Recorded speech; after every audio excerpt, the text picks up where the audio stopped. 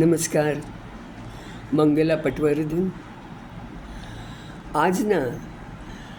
आज प्रसिद्ध लेखक व.पु. काळे यांची एक कथा सांगायचा मी प्रयत्न करते. त्या कथेचं शीर्षक आहे हप्ता. गेले कित्येक डिकेड्स आता होतील. पूर्वी आम्हाला जाहिरातकरच फक्त माहिती होते, हप्ता घेऊन वस्तू देणारे. आता तर काय, आता EMI म्हणायचं ना, गाड्या म्हणू नका, काय मोठमोठ्या वस्तू आणि प्रत्येकाचा EMI तेच ते. तर आता ही हप्ता गोष्ट सांगायचा प्रयत्न करते. आवडली मला. आता व.पु. आपल्याशी बोलत आहेत. शीर्षक आहे हप्ता. प्रेमात पडलो होतो तेव्हा मी निलिमाची जेवढी वाट पाहिली नाही ना, तेवढी आज कृष्णाजी विष्णू दोंदेची पाहत होतो. ऑफिसमध्ये गेलो. मी दोंदेकडनं ना प्रथम कर्ज घेणार होतो. त्याच्याकडे शब्द टाकायचा की नाही हे मात्र कळत नव्हतं, ठरत नव्हतं. पण मलाही दुसरा काही मार्गच नव्हता. हा जो आहे ना, हा कृष्णाजी विष्णू दोंदे ऑफिसमध्ये माझ्याच पाठीमागच्या बाजूला एका टेबलवर बसायचा आणि हा सर्वांचाच, तमाम लोकांचा, माझ्या मित्रांचाही आणि आमच्या सर्व खात्याचा सावकार होता हा दोंदे. कुणालाही लोन देणाऱ्या या व्यक्तीचं नाव खात्यात दोंदे नसून लोंदे असं होतं. लोन देणारा तो दोंदे.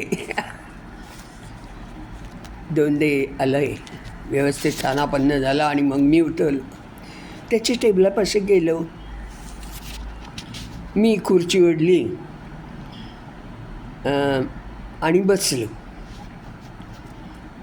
आलं लक्षात. किती हवेत? दोंदे म्हणाला. 500 मिळतील. कधी हवेत? उद्या परवा. उद्या म्हणजे उद्या आणि परवा म्हणजे परवा. तुम्हाला कधी हवेत? उद्या द्या. सकाळी, दुपारी का संध्याकाळी? दोंदे, त्यात असं काय फरक होतोय? दोंदे. मी हसलो, पण दोंदेचा चेहरा पाहून एकदम स्तब्ध झालो. सकाळ, दुपार नाही, संध्याकाळ यात काहीच फरक नाही?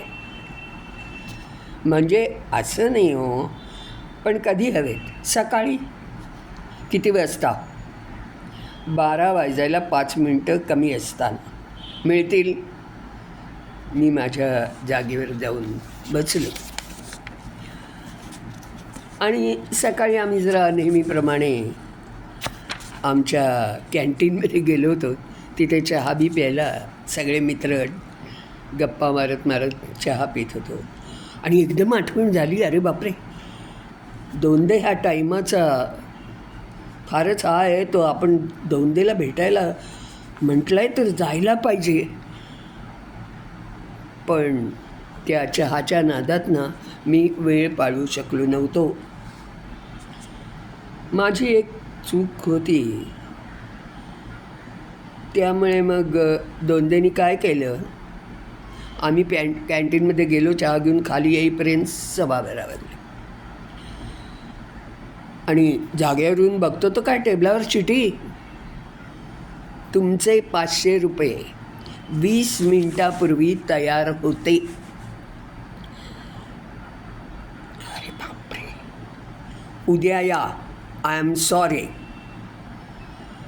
बरं, मी जाऊ लागतो.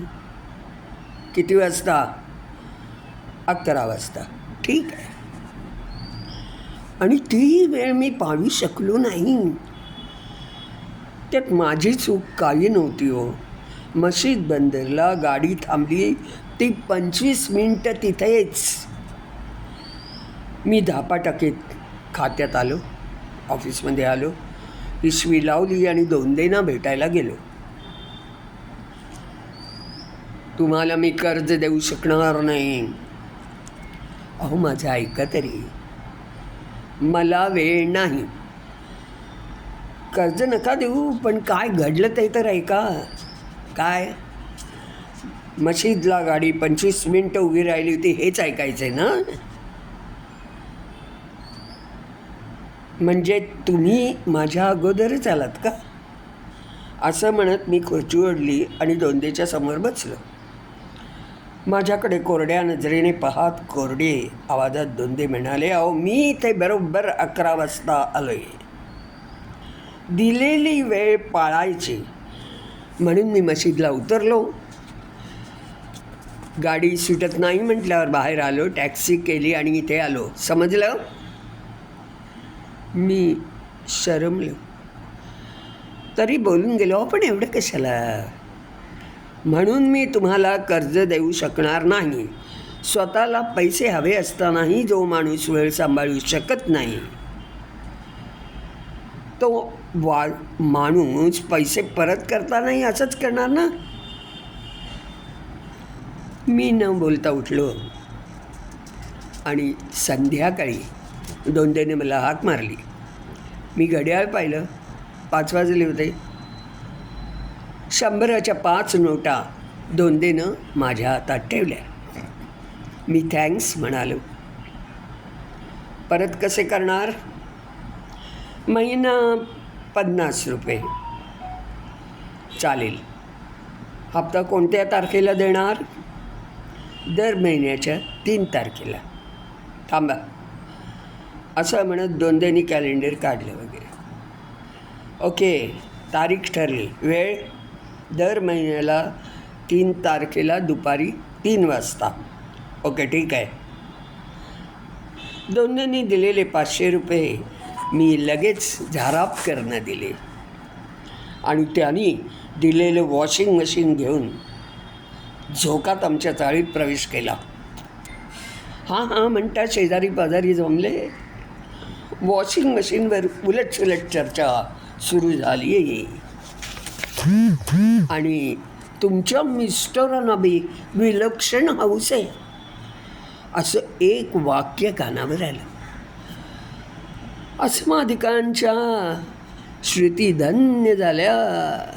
मग काय, भगिनी मंडळाचा आरोप वॉशिंग मशीनवरून एकमेकींच्या नवऱ्याकडे बळा आणि तुलनेनं अस्मादिकच कसे वर आहेत याच्या धडाधड पावत्या मिळाल्या.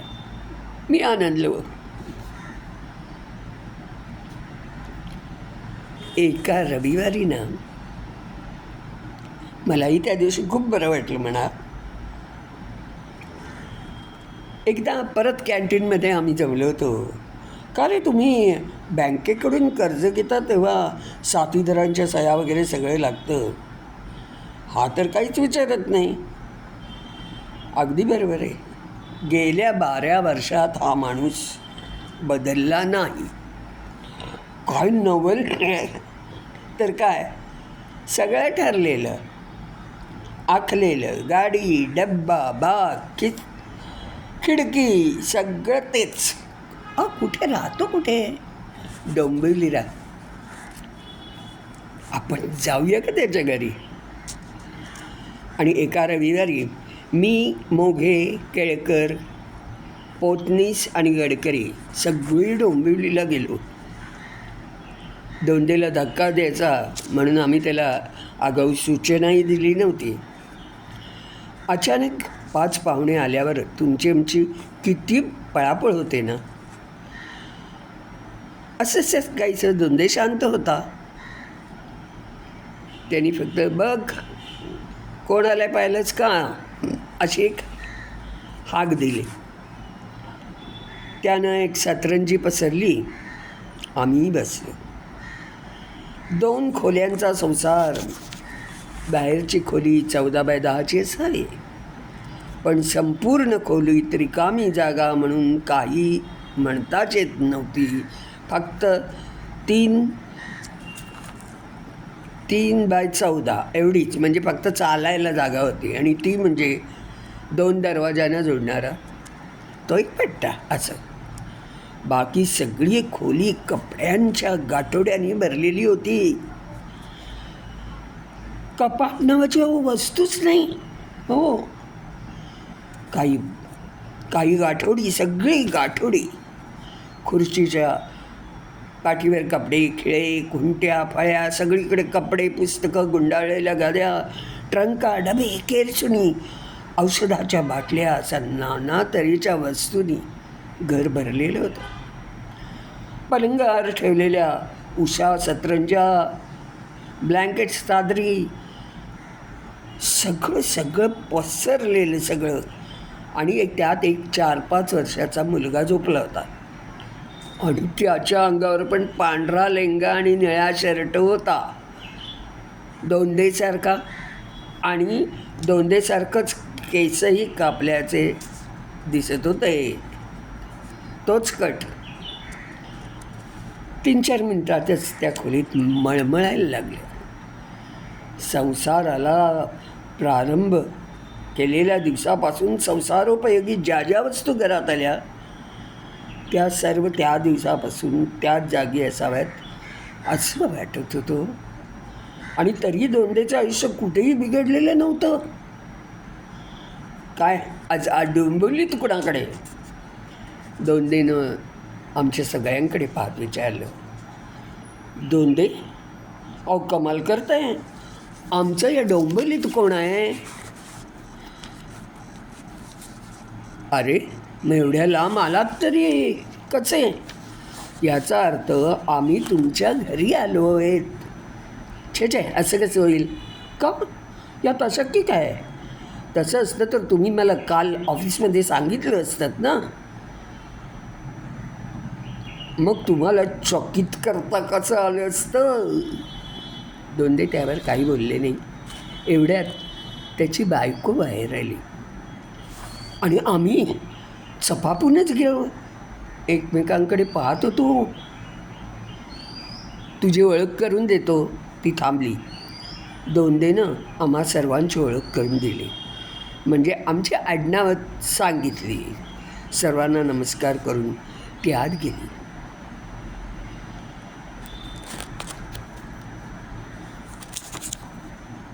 बाहेरची खोली पण आणखीनच आता भयानक वाटायला लागली हो. दोंडेशी संभाषण रंगणं वगैरे काही भानगडच नव्हती.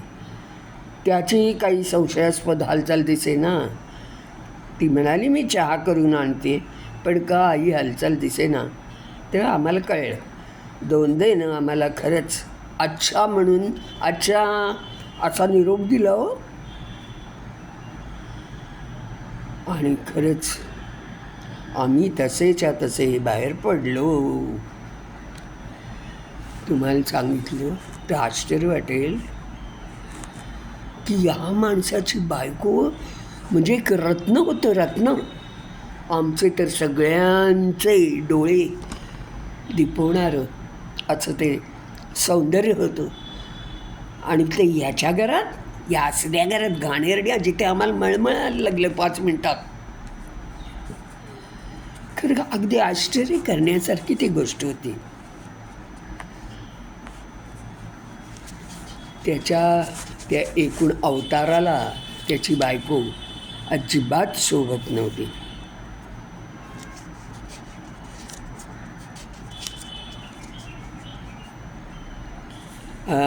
दुसऱ्या दिवशी ऑफिसमध्ये आलो. दोंडेंना मी म्हटलं, अहो दोंडे, मी पैसे कशासाठी मागतोय याची तुम्ही चौकशी नाही केली. माझा काय संबंध? व तुम्ही बँकेतून पैसे काढता तेव्हा कॅशियर काय तुम्हाला विचारतो का? ते निराळ आहे. त्याचंच आहे.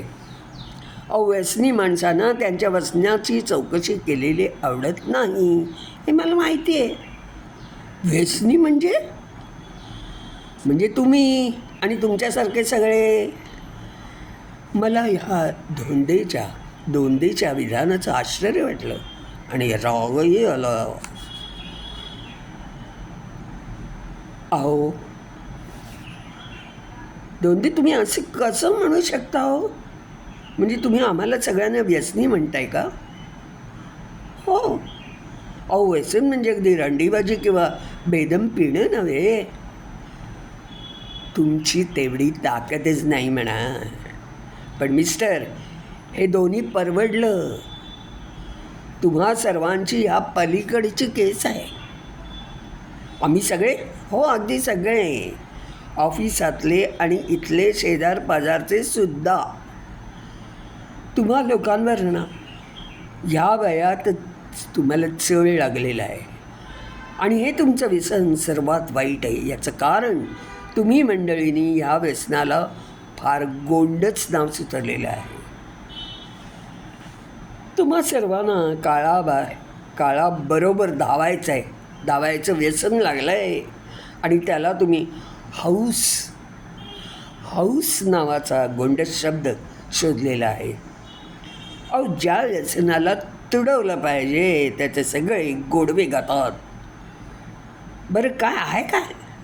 आज म्हणे गॅसचा शोधलेला आणा गॅस, उद्या प्रेशर कुकर तो आणा, मग काय फ्रीज तोही घ्या. बरं काय चाललंय काय? जिथे cooker, mixer, fridge, television, nonsense. मी हसायला लागलो. हेच व्यसन ना, चालेल तुम्ही रागावलात तरी चालेल, पण केव्हा तरी एकदाच आम्ही हे का करतो असं का नाही विचार. बायको नावाच्या एका प्राणाला खुश ठेवण्यासाठी ना. दोंदे, आमच्यापैकी बहुतेकांच्या बायका शिकलेल्या आहेत. माझी बायको इंटरपर्यंत शिकलेली आहे. केळकरची बायको BA आहे. राजवाड्याच्या बायकोचे हिंदी मराठीच्या सगळ्या परीक्षा झालेल्या आहेत. या बायकांनी दिवसातले 90% वेळ स्वयंपाकघरात घालवायचं का? संपलं एवढंच? दोंदेने शांतपणे विचारलं. मी गप्प बसलो. दोंदे म्हणाले, या सुखसोयींनी त्यांना अप टू डेट स्वयंपाकघर बनवून दिलं. आता एक सांगा की त्यांच्या या वाचलेल्या वेळेचा त्यांनी तुम्हाला काय उपयोग करून दाखवला? किती बायकांनी त्यांचं ज्ञान वाढवलं, जनरल नॉलेज वाढवलं. किती वेळा तुमच्याशी किंवा तुमच्याकडे येणाऱ्या पाहुण्यांशी बौद्धिक पातळीवर वादविवाद करून दाखवले. किती पुस्तकं वाचली. अरे राजकारण तरी किती जणींना समजलं सांगाल? नाटक, अश्लील सिनेमे, साड्यांचा सेल, दुसऱ्या बाईची निंदा, इतर माणसांच्या भानगडी, नटनट्यांची लफडी, ह्या पलीकडे तुमच्या बायका कधी काही बोलल्या का? माझ्याजवळ उत्तर नव्हतं. मी गप्पच राहिलो. काय करणार, दुसरं काही म्हणण्यासारखंच नव्हतं. मग आता त्या अनुभवातून नुकताच जात होतो. माझे हप्ते आता फिटेत आले होते. एक राहिला होता. हाऊस फिटली नव्हती. शेवटचा हप्ता पुढच्या महिन्यात भरला की दोंदेकडून मी पुन्हा कर्ज घेणार होतो.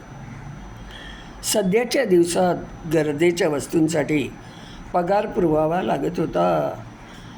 मग हौस आणि गरज दोन्ही भागवायचं असेल तर काय, तर जय दोंदे आणि जय झारापकर. मी दोंडेकडे पाहिले तर तो टेबलावर डोकं ठेवून चक्क झोपलेला. त्या कुण्या माणसानं दिलेल्या नोटा तशाच हातात. एकतर दोंडेसारखा माणूस ऑफिसात झोपणं अशक्य आहे हो. आणि हातात नोटा ठेवत, आणि त्याही ठरलेल्या हप्त्यातल्या. हे तर शक्यच नाही आहे हो. केव्हा तरी तर गडकरींनी याचा विनोदही केला होता, मला आठवत आहे. की हा लेखाचा कधी हाटपेल झाला ना तर शेवटी कोरॅमिनचं इंजेक्शन न देता नुसतं कानात म्हणायचं 2 दे, हप्ता, एवढंच ओरडा हा उठून बसेल. मी माझ्या जागेवरून त्याला हाक मारली. त्यानं त्या हाकेची दखल घेतली नाही. केळकरांनी पाहिलं ते करून बसले, उठले आणि दोंदेकडे धावले. मग मीही धावलो. मग आम्ही सगळेच गेलो. हाकांचा सपाटा सुरू केला. खांद्याला धरून गदगदा त्याला हलवलं.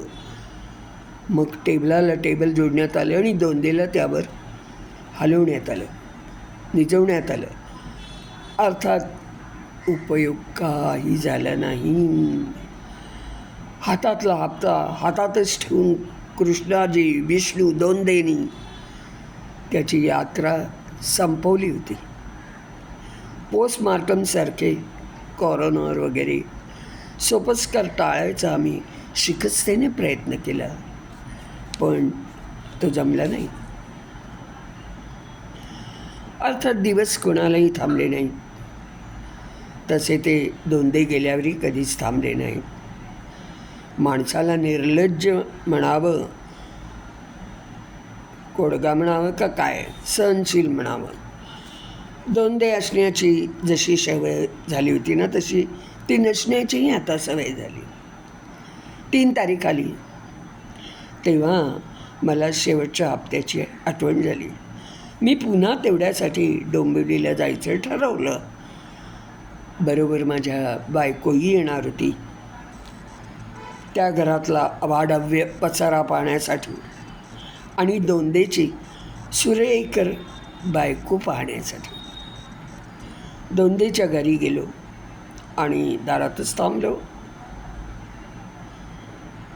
बायको बघत बसली. माझ्यासमोर नव्हे, मी एका चकचकीत पॉलिश केलेल्या दरवाजाच्या समोर उभा होतो. दोंदेचं घर संपूर्ण रोजवूड विनियर लावलेला होता. मध्यभागी इटालियन मेकचा एक व्ह्यू फाइंडर, डिंगडॉंग बेलचं पांढरं स्वच्छ पुश बटन आणि दारावर इरावती दोंदे अशी चकचकीत ॲनोडाईज पाटी होती. मी बेल वाजवली.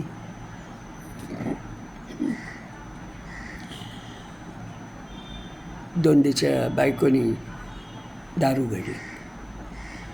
आत बघतो तर काय, 4ही भिंतींना वॉलपेपर लावलेला, पेलमेट्स पडदे होते, फॉल सिलिंग होतं. आता वरचं छप्पर वासे दिसत नव्हते. कोपऱ्यात tape recorder, record changer, 2 speakers, त्याशिवाय TV-सुद्धा होता. ही एकूणच खरेदी एकाच महिन्यातील होती, यात वाद नव्हता. दोंदे गेल्यावर मी त्यांना शांतपणे असा प्रथमच भेटत होतो. म्हणून मग जरा कावराबावरावर शेवटी म्हटलं, त्यांना आपलं काम काय आहे, ज्या कामासाठी आपण आलो आहे, शेवटचा हप्ता द्यायला ते सांगावं. वहिनी, मी म्हटलं, आम्ही शेवटचा हप्ता, तोच त्याने आम्हाला नमस्कार केला. का हो, काय झालं, बायकोने विचारलं. मला ना आता काही वर्ष हे शब्दही ऐकायची इच्छा नाही. हप्ता, कर्ज, उसणं असं काही ऐकलं ना की खरंच सांगते मळमळायला लागतं मला.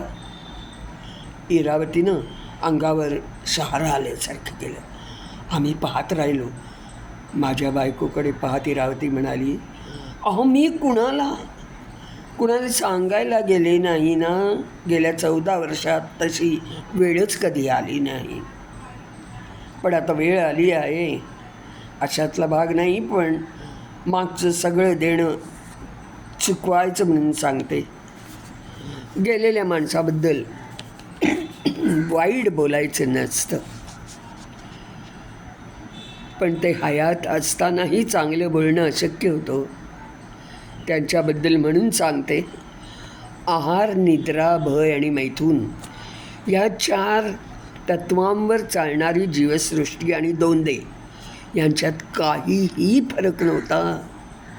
जेवायचं, झोपायचं, इच्छा झाली की मला छळायचं, आणि आपला पैसा जाणार नाही ना, ह्या बायापोटी सगळ्यांना दूर ठेवायचं.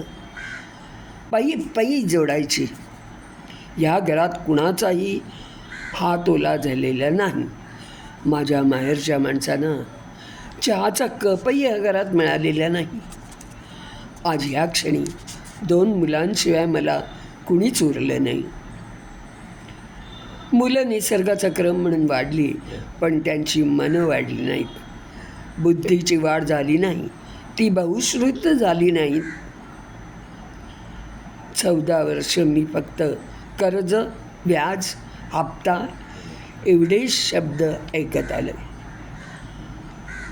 अंगावर कपडा पांढरा आणि निळा, जाऊ दे, मला आता झपाट्यानं हे सगळं विसरायचं आहे. हो, मी तुम्हाला घर दाखवते, आपण दुसरं काहीतरी बोलूया. आम्ही स्वयंपाकघरात गेलो. तेही अगदी अद्ययावत सामानानं वस्तूंनी नटलेलं. दुसरं काहीतरी बोलूया या असं इरावती म्हणाली, पण पुन्हा आपोआपच तिथं खबर आलं. आमचे सगळे भाडेकरू म्हणतात. भाडेकरू? तुम्हाला माहीत नाही आहे, ही सगळी चाळ आमच्या मामंजींची. त्यांच्यानंतर ह्यांना मिळाली. 22 भाडेकरू आहेत. माणसं सगळी चांगली आहेत हो, तरी कानावर काही काही आलंच. काय म्हणतात, मी एवढ्या तडकाफडकी सगळ्या गोष्टी करायला नको होत्या. हा बदल त्यांच्या मते हे मी सगळं तडकाफडकी केलं. बरोबर असलं तरी पण काय करायचं. मी त्यांचं ऐकलं, पण मला जे करायचं ते मी केलं. दोनदा एका निराळ्या तऱ्हेनं जगाची पर्वा करीत नव्हते. मी एका निराळ्या तऱ्हेनं नाही, बरं, ज्यांनी हे उद्गार काढले त्यांच्या घरातल्या निम्म्या वस्तू या आमच्याच कर्जातून घेतलेल्या आहेत. त्याचं काय. घराघरातून गॅस आला तरीही मी कागद जाळीत शेगडी पेटवत होते. त्याचं कुणाला काही वाटलं नाही. आता घाई केली मी असं का म्हणतात. जाऊ दे वेणी हो मी म्हटलं, अहो माणसं अशीच असतात. मी मुळीच मनावर घेतलं नाही. सगळे म्हणतात मी घाई केली. मला माहिती आहे की मी 14 वर्ष थांबले होते. लग्न झाल्यावर मन मारीत ऐन तारुण्यात ऐपत असताना. जाऊ दे, आपण दुसरं काहीतरी बोलू. सगळं घर पाहता पाहता मी एका फोटोजवळ थबकलो. म्हटलं, दोंदे आणि सुटाबोटात काय छान दिसतंय होय. याला सूट वापरत होता वाटतं का लग्नातला. नाही हो, ही सुद्धा माझीच हौस. त्यांचा फोटो होता नेहमीसारखा ना, निळा शर्ट आणि पांढरा लेंगा. मीच एका चित्रकाराकडून त्याचा सूट करून घेतला. माझी आवड मी एरवी त्यांच्यावर लादू शकत नव्हते. त्यानंतर मात्र दोंदेचा विषय त्या घरात निघाला नाही. इरावतीनं नाना प्रकारचे पदार्थ खायला केले. काही वेळानं मुलं आली, तीही गप्पांमध्ये सामील झाली. त्यांनी पुन्हा उत्साहानं सगळ्या गोष्टी दाखवल्या.